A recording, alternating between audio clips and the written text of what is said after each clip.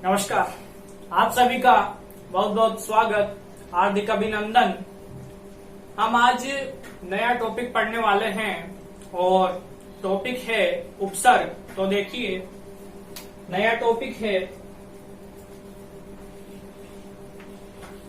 उपसर्ग। उपसर्ग ये टॉपिक है। अब उपसर्ग शब्द की बात करते हैं। उपसर्ग शब्द कैसे बना, तो देखिए, इसमें उपसर्ग है और सृज धातु है। सृज धातु और उपसर्ग है और सृज धातु है और घञ्य प्रत्यय है। घञ्य प्रत्यय है। यहां से 3 प्रश्न बनते हैं, परीक्षा में पूछे जा सकते हैं कि उपसर्ग शब्द में कौन सा प्रत्यय है, तो हमारा उत्तर होगा घञ्य प्रत्यय। दूसरा प्रश्न, उपसर्ग शब्द में कौन सी धातु है, तो उत्तर होगा सृज धातु। तीसरा प्रश्न, उपसर्ग शब्द में कौन से उपसर्ग का प्रयोग किया गया है, तो उत्तर हो जाएगा उपसर्ग का प्रयोग किया गया है। ये 3 प्रश्न हुए। उपसर्ग, सृज धातु और घञ्य प्रत्यय, इनको मिलाकर के बनता है शब्द उपसर्ग। शब्द बना उपसर्ग। अब संस्कृत में कितने उपसर्ग होते हैं, यह भी प्रश्न पूछा जाता है। तो संस्कृत में 22 उपसर्ग होते हैं। तो संस्कृत में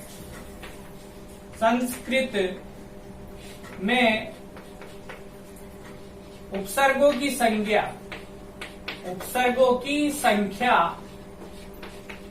तो संख्या कितनी हुई? 22। संस्कृत में उपसर्गों की संख्या होती है 22। यह प्रश्न पूछा जा सकता है। अब इसके बाद उपसर्ग की परिभाषा की बात करते हैं। तो उपसर्ग की परिभाषा देखिए, परिभाषा है वे उपपद या शब्दांश, वे उपपद या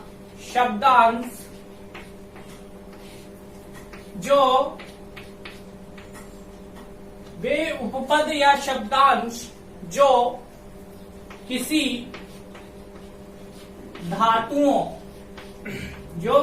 धातुओं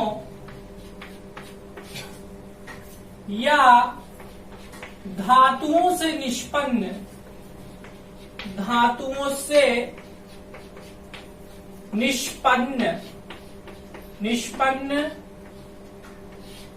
शब्दों, धातुओं से निष्पन्न शब्दों के पहले जुड़कर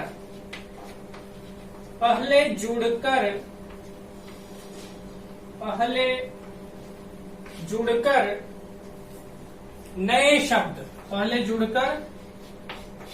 शब्दों का निर्माण करते हैं। नए शब्दों का निर्माण करते हैं, उन्हें उपसर्ग कहते हैं। उन्हें क्या कहते हैं? उन्हें उपसर्ग कहते हैं। अब देखिए, इस परिभाषा को समझिए। परिभाषा है वे उपपद या शब्दांश। उपपद और शब्दांश किसके लिए कहा गया है? उपसर्ग के लिए। तो वे उपपद या शब्दांश जो किसी धातुओं या धातुओं से निष्पन्न शब्दों, या तो धातु हो या धातु से बने हुए शब्द हो, निष्पन्न शब्दों, बने हुए शब्द, धातु के पहले जुड़ेंगे उपसर्ग या धातु से बने हुए जो शब्द है, निष्पन्न शब्द, धातु से बने हुए शब्द है, उनके पहले जुड़ेंगे उपसर्ग। तो वे उपपद या शब्दांश जो किसी धातुओं या धातुओं से निष्पन्न शब्दों के पहले आगे जुड़कर नए शब्दों का निर्माण करते हैं, नए शब्दों को बना देते हैं, उन्हें उपसर्ग कहते हैं। वो उपसर्ग कहलाते हैं। ध्यान रखना है, उपसर्ग आगे लगते हैं और प्रत्यय पीछे लगते हैं। बस ये परिभाषा हुई। अब देखिए उदाहरण, उपसर्ग हम पढ़ते हैं। पहला उपसर्ग लेते हैं प्र उपसर्ग। पहला उपसर्ग जैसे प्र उपसर्ग है। अब इस प्र उपसर्ग का अर्थ होता है प्रकृष्ट और अधिक, प्रकृष्ट अधिक और आगे और सामने, ये इसके अर्थ है प्रउपसर्ग के। प्रकृष्ट, अधिक, आगे, सामने। अब उदाहरण देखिए इसका, जैसे प्र प्लस तापी बराबर शब्द बन गया प्रतापी, इस प्रकार से। अब देखिए प्र उपसर्ग लगाया हमने तापी में और नया शब्द बना प्रतापी, इस प्रकार से। अब दूसरा उदाहरण,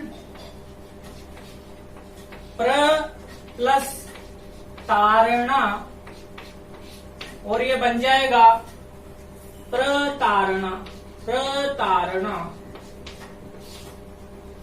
इस तरीके से। अगला उदाहरण,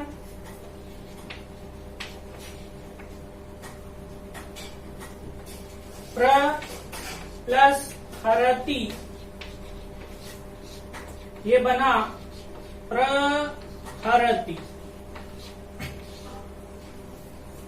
इस प्रकार से। अगला उदाहरण, जैसे प्र प्लस मत्तः, ये बनेगा प्रमत्तः, इस प्रकार से। अब आप स्क्रीनशॉट ले लें, उसके बाद आगे दूसरा उपसर्ग पढ़ेंगे हम। तो यहां तक हमने समझा। अब अगला,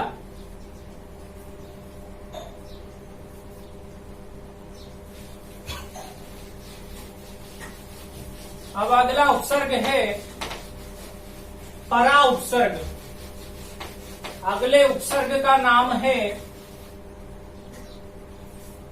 दूसरा उपसर्ग परा, और इस परा का अर्थ होता है उल्टा, निषेध, निषेध और पीछे, पीछे, ये इसका अर्थ हुआ। अब देखिए,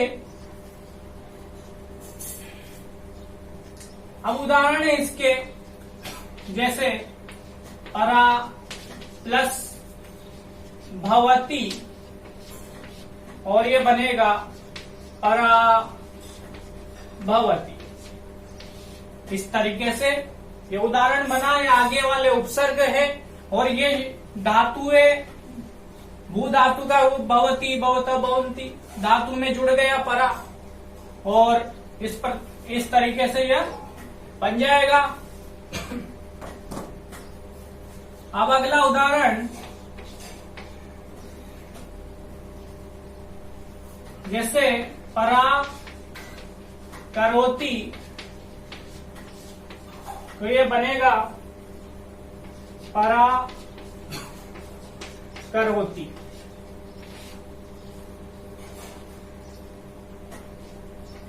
इस तरीके से। अगला उदाहरण, परा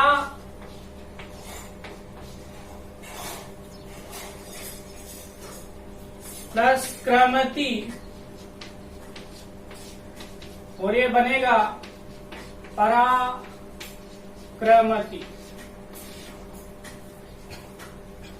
इस प्रकार से जब परा उपसर्ग के उदाहरण हुए, अब अगली उपसर्ग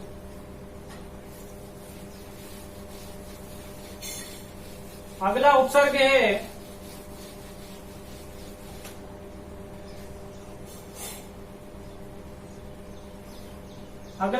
है अप।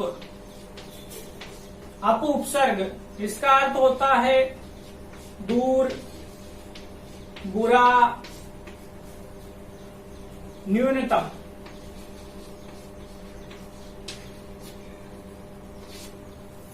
दूर, बुरा, न्यूनतम, ये इसका अर्थ होता है अप उपसर्ग का। अब इसके उदाहरण देखेंगे।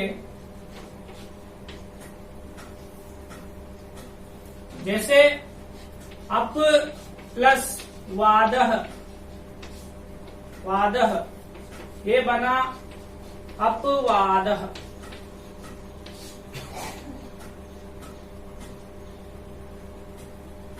अगला उदाहरण अपव्ययः, और ये बन जाएगा अपव्ययः। इस प्रकार से आगे उपसर्ग और पीछे शब्द और शब्द बनते जाएंगे। अगला उदाहरण अप और यशः, ये बना अप यशः।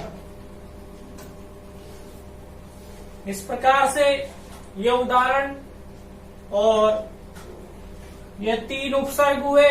अब अगला उपसर्ग देखेंगे।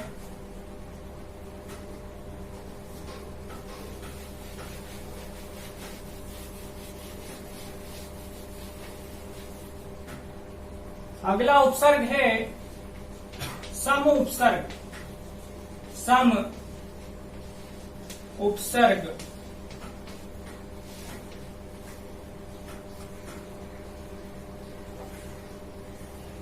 इसका अर्थ होता है अच्छा, संपूर्ण और साथ।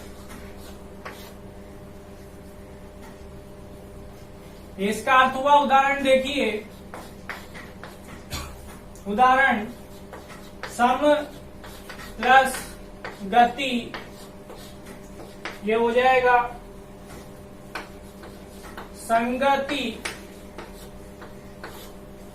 अगला उदाहरण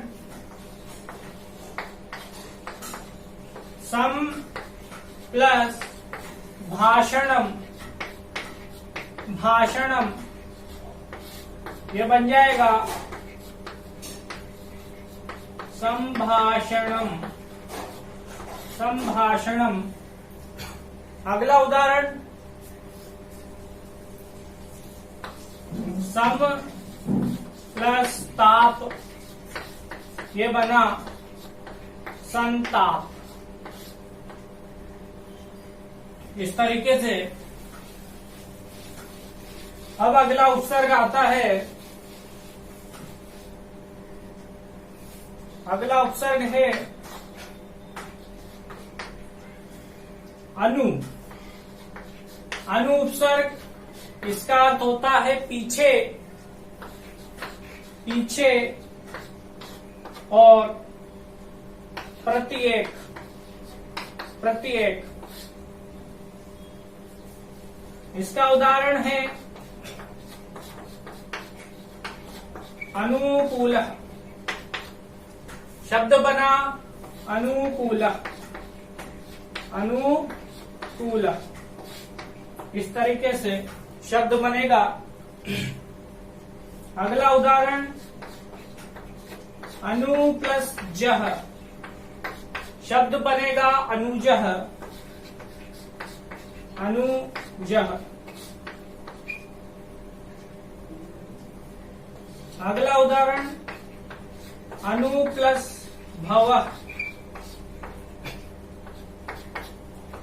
शब्द बनेगा अनुभव। इस तरीके से उदाहरण बनते चलेंगे।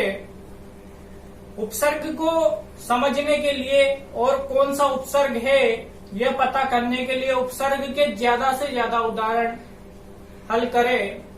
उदाहरण जितने हल करेंगे, जितना अभ्यास होगा, उतना ही उपसर्ग हमें समझ में आएगा। ये उदाहरण है, इन्हें हमने समझा। अब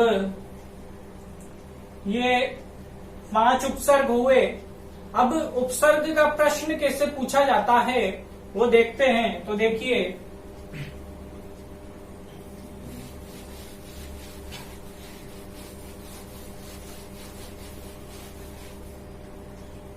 जैसे प्रश्न आया